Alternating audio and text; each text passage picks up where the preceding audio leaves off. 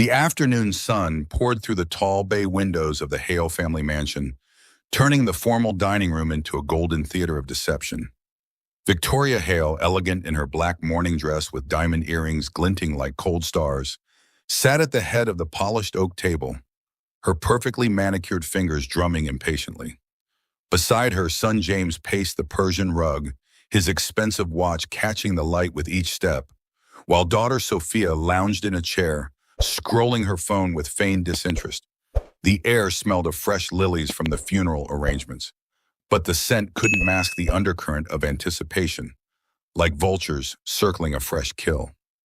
Mr. Edward Lang, the family lawyer, cleared his throat and adjusted his glasses, the sealed envelope in his hands trembling slightly.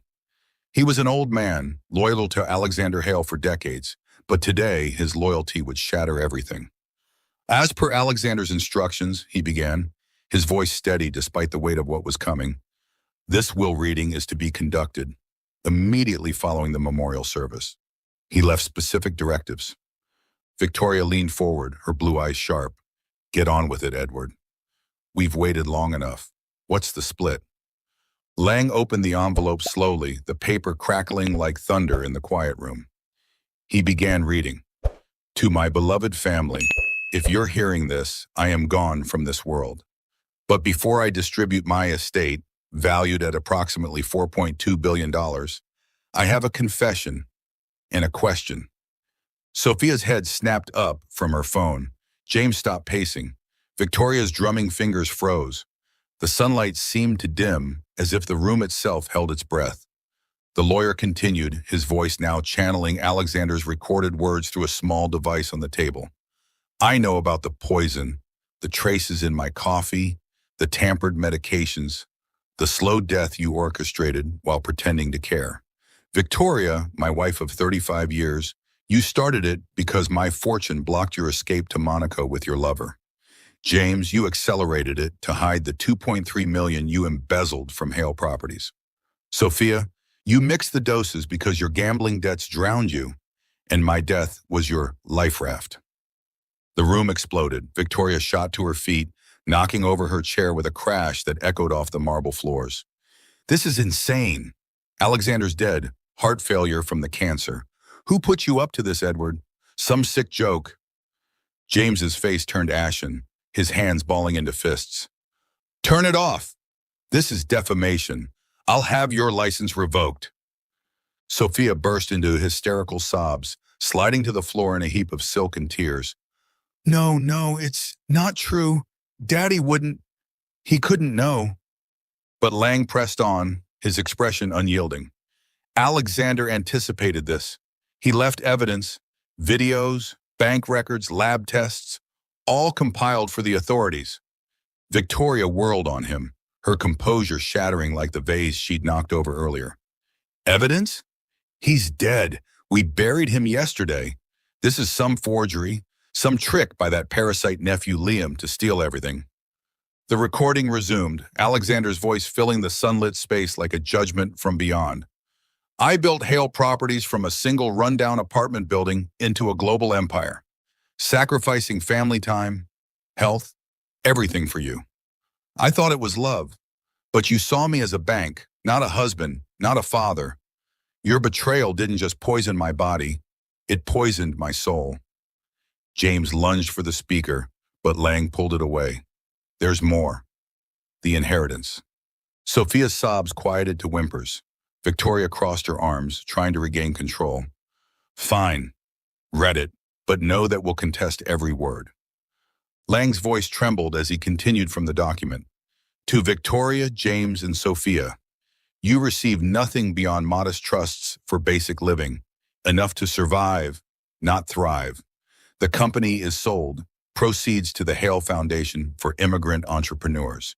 This mansion becomes a community center. You've shown you value money over life. Now live without it. No, Victoria screamed, her voice raw. That bastard! After all I endured, his absences, his obsessions, I deserve it all.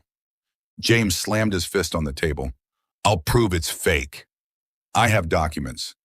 Forged ones? The recording interjected, as if alive. Like the powers of attorney you created? It's all documented. And Liam, my true family, you inherit 10% to build your own legacy, helping others as you help me. The door to the adjacent study creaked open. Alexander Hale stepped through alive, his gray suit impeccable, his eyes burning with quiet fury. The sunlight haloed him, making the family gasp as if seeing a resurrection. Victoria staggered back. James froze mid-rant. Sophia's tears turned to wide-eyed horror. You're dead, Victoria whispered, her voice breaking. Alexander's smile was cold. Not quite. But your betrayal is. The police are outside. Everything's recorded. Your confessions, your plots. It's over. Sirens wailed closer, but the real storm was in their eyes. The realization that their greed had cost them everything. The crystal chandelier in the Hale family mansion caught the afternoon sunlight, casting rainbow patterns across the polished oak table where Alexander Hale's will was being read to his assembled family. But Alexander wasn't dead.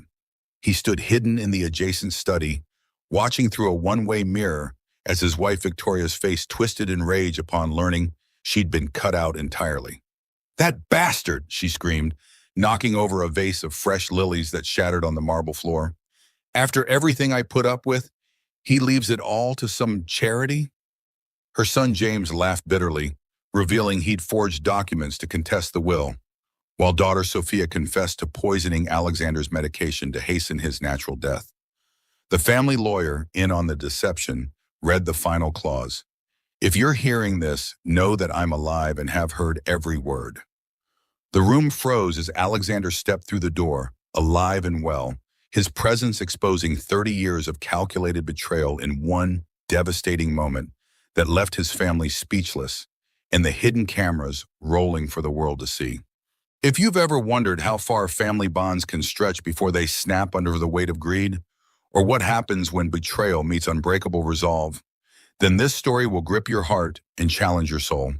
Hit that subscribe button and join the Acts of Depth family, because what Alexander Hale did next after exposing his family's dark secrets will redefine everything you know about forgiveness, justice, and the true meaning of legacy. Alexander Hale had always been a man who built things, from his first lemonade stand at age 8 to the global real estate empire that made him a billionaire by 45. At 62, with silver threading through his once dark hair and lines etched by decades of high-stakes deals, he stood at the pinnacle of success, his company Hale Properties owning luxury developments across 3 continents. But lately the empire felt hollow, like a skyscraper with a crumbling foundation. It had started with small suspicions. His wife Victoria, 58 and still stunning with her perfectly maintained blonde waves, had begun taking mysterious trips to Switzerland, claiming spa retreats, but returning with new jewelry she couldn't have afforded on her allowance. His son James, 35 and vice president of operations, had been making questionable transfers from company accounts, always with plausible explanations, but never full transparency. Daughter Sophia, 32, a socialite who'd never worked a day in her life, had racked up gambling debts that Alexander quietly paid off, only to see her spiral deeper into excess. The breaking point came during a routine medical checkup. Dr. Elena Vasquez, his physician for 20 years, had pulled him aside after reviewing his blood work. "Alexander, these results show traces of a toxin. Not enough to kill you immediately, but consistent with slow poisoning. Have you been feeling unusually fatigued? Headaches? Nausea?" The words had hit like a demolition charge. Alexander had nodded slowly, remembering the persistent symptoms he'd attributed to stress. "Who would do this?" he'd whispered. "Someone close," Dr. Vasquez had said gently. "Someone with access to your food or medication. We need to involve the authorities." But Alexander had refused. He wanted proof, not accusations. He wanted to see the truth with his own eyes. That's when the plan formed: a fake terminal illness, a staged decline, and a will reading that would draw out the vipers in his nest. His only confidant was his nephew Liam, 28, the son of his late sister who'd worked as Alexander's assistant for 5 years. Liam had no claim to the fortune, but had earned Alexander's trust through quiet competence and genuine care. "Uncle Alex, this is dangerous," Liam had warned when Alexander explained the plan. "If they're capable of poisoning you, What else might they do? That's what I need to find out, Alexander had replied, handing Liam a small key. This opens a safe deposit box with the real will and evidence backups. If anything goes wrong, you know what to do. The announcement of his illness had been made at a family dinner in the mansion's sunlit dining room, with French doors open to the garden where bees hummed among rose bushes. Alexander had gathered them around the table, his voice steady as he revealed a fictional diagnosis of advanced pancreatic cancer. 6 months at best, he'd said, watching their reactions. Victoria had cried perfectly timed tears, clutching his hand while her eyes flicked toward the antique clock on the mantel, as if already counting down. James had offered platitudes about fighting it, but his shoulders relaxed slightly, like a man relieved of a burden. Sophia had hugged him tightly, whispering, "I love you, Daddy." But later that evening, Alexander had overheard her on the phone. 6 months? Perfect timing for the Monaco trip. Only Liam's grief had seemed real, his eyes welling with unfeigned pain. "We'll get through this together, Uncle," he'd said, and Alexander had believed him. Over the next 2 months, Alexander had orchestrated his decline with theatrical precision. He lost weight deliberately, used makeup to create pallor, installed the hidden cameras during a supposed security upgrade, telling Victoria it was for their protection. He updated his will publicly, leaving everything to his immediate family in equal shares, but with clauses that required unity to access the funds. The symptoms worsened, intentionally, as he switched his medications with placebos to simulate deterioration. But one morning after a particularly bad episode, he found residue in his coffee cup that lab tests confirmed was the same toxin Dr. Vasquez had detected. Someone was accelerating his supposed end. Part 2, the garden outside Alexander's bedroom window bloomed with spring vitality, a stark contrast to the death being plotted within the mansion's walls. Through the hidden cameras, Alexander had begun monitoring conversations that confirmed his worst fears. Victoria's late-night calls to her lawyer revealed plans to contest any will that didn't favor her fully, her voice sharp as she complained about wasting my best years on that workaholic. James's meetings with shady investors showed him preparing to sell off Hale Properties' assets prematurely, using forged powers of attorney. Sophia's diary entries, glimpsed when she left her laptop open, detailed her resentment. "Dad's money is the only thing he ever gave me. Once he's gone, I'll finally be free." But it was the family conference in the sun-drenched library that solidified everything. With Alexander resting upstairs, they gathered around the mahogany table, sunlight streaming through leaded glass windows that cast geometric patterns on the Persian rug. "We can't wait for nature to take its course," James said bluntly. "The doctors say 6 months, but his will has that unity clause. If one of us contests, we all lose." "Then we make sure he doesn't last 6 months, Sophia whispered, her hands twisting a silk napkin. Victoria nodded slowly. "The medication is already working. A little more each day and it'll look natural. Heart failure from the cancer." "And Liam?" James asked. "He's always hanging around, asking questions." "Cut him out," Victoria said dismissively. "He's not real family. Alexander only keeps him around out of pity for his dead sister." The casual cruelty of it stung Alexander as he watched from his secure laptop in the guest house, where he'd moved to isolate during his illness. These were the people he'd sacrificed for. Nights away from home building the business. Weekends missed for deals. A marriage maintained for appearance's sake. And now they were plotting his murder like a business merger. Liam's loyalty became Alexander's anchor during those dark weeks. The young man would sit by his bedside in the afternoons, reading from business journals or sharing stories from the office. "The team's asking about you, Uncle. They miss your guidance." One day, when Victoria was out, Liam had leaned in close. "I found something in your coffee cup." "Residue. I had it tested. It's poison. We need to go to the police." Alexander had gripped his nephew's hand. "Not yet. I need undeniable proof. Trust me on this." Liam had agreed reluctantly, but his protectiveness grew. He began staying overnight, claiming concern for Alexander's health, which only heightened the family's suspicions. The escalation came during a family lunch in the sunroom, where glass walls let in streams of golden light that danced on the white tablecloth. Alexander, playing his role, had collapsed midway through the meal, clutching his chest. As he lay on the cool tile floor, pretending to gasp for breath, he heard Victoria whisper to James, "This is taking too long. Double the dose tonight." Sophia had knelt beside him, her concern a perfect act, but her eyes cold. "Hang in there, Daddy. The ambulance is coming." But no ambulance had been called. Instead, they'd waited precious minutes, watching him suffer, before Liam burst in and dialed 911 himself. In the hospital where Alexander had arranged for sympathetic doctors to confirm his worsening condition, he whispered to Liam, "It's time. Prepare the will reading for next week. Tell them I'm not expected to last the night." The fake death was meticulously staged. A private nurse, actually an actress, announced his passing at 2 a.m., citing heart failure. The family gathered in the morning room as dawn light filtered through lace curtains, their grief as manufactured as the tears on Victoria's cheeks. Alexander, hidden in a safe house nearby, watched the feed as they immediately called lawyers to begin probate. But Alexander had one final card to play. His real will, drafted in secret with Liam's help, left small trust to his children, enough to live modestly but not luxuriously, and the bulk of his fortune to a foundation for immigrant entrepreneurs, honoring his own roots. Victoria received the mansion but nothing else. Liam was named executor, with a generous inheritance for his loyalty. The reading was scheduled for the following afternoon in the mansion's formal dining room, sunlight pouring through bay windows onto the table where generations of Hales had dined. The lawyer, Mr. Edward Lang, an old friend who'd agreed to participate, arrived with sealed envelopes and a grave expression. "Before we begin," Mr. Lang said, Alexander left specific instructions. "This reading is to be recorded, and all beneficiaries must be present."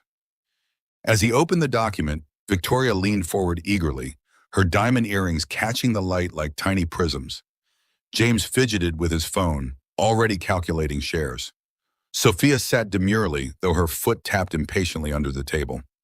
Mr. Lang cleared his throat and began, "To my beloved family, if you're hearing this, I am gone.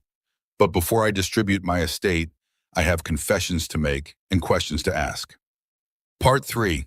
The dining room's grandfather clock ticked steadily, marking time as Mr. Lang's voice carried Alexander's recorded words through a small speaker on the table. Sunlight slanted across the polished silverware, creating elongated shadows that seemed to point accusingly at each family member.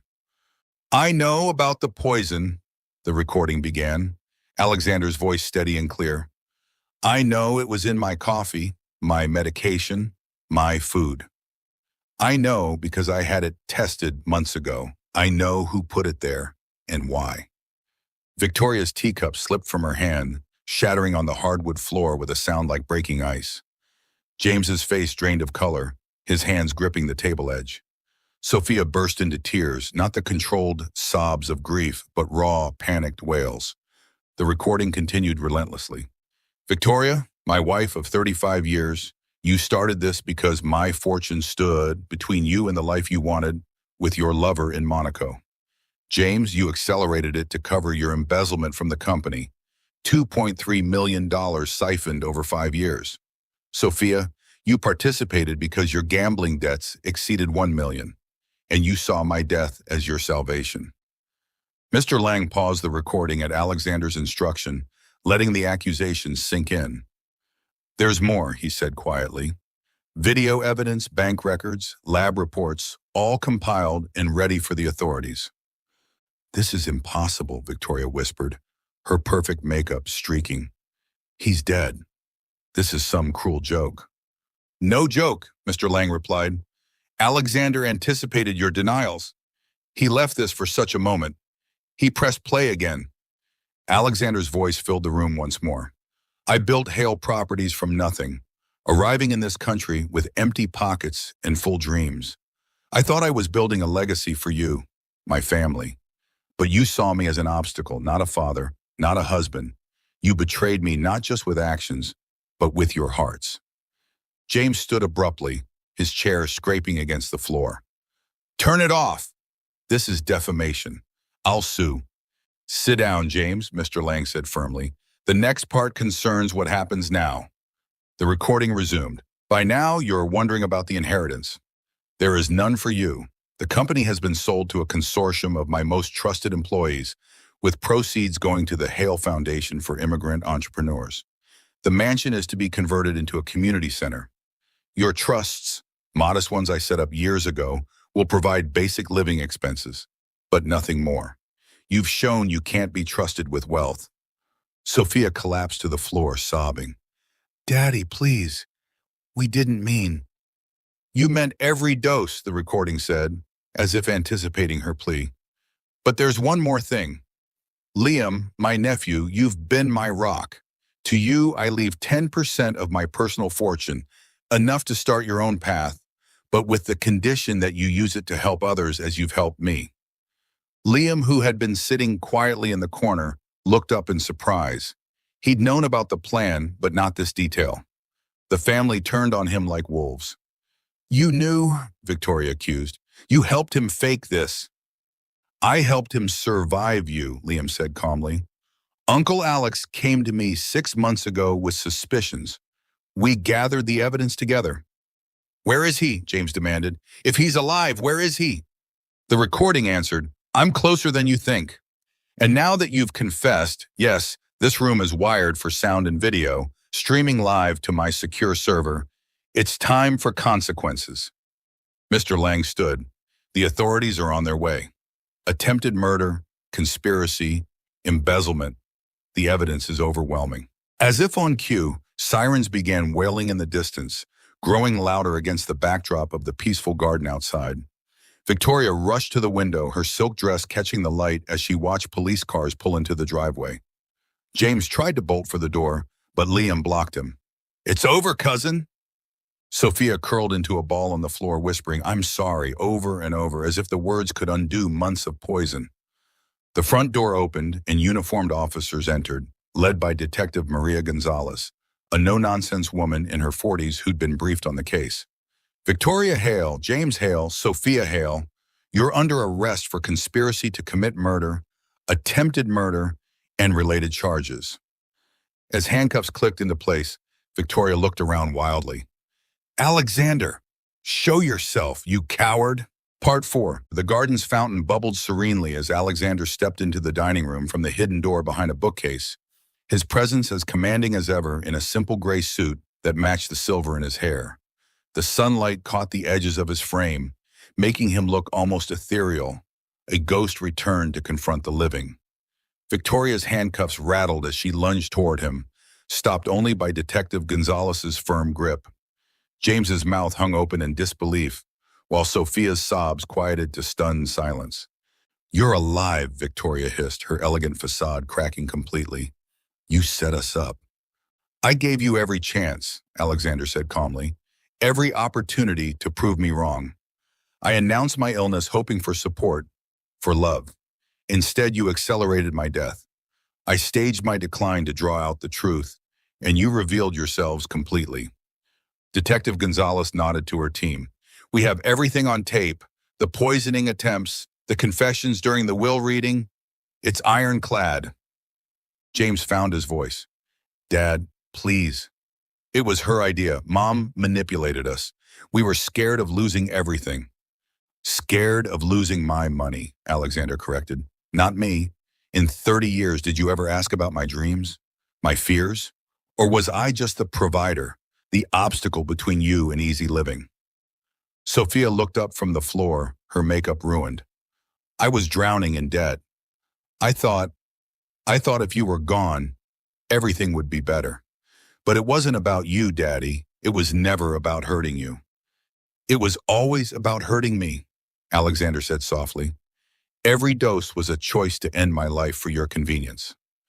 Liam stepped forward, his face a mixture of sorrow and resolve. Uncle, what now?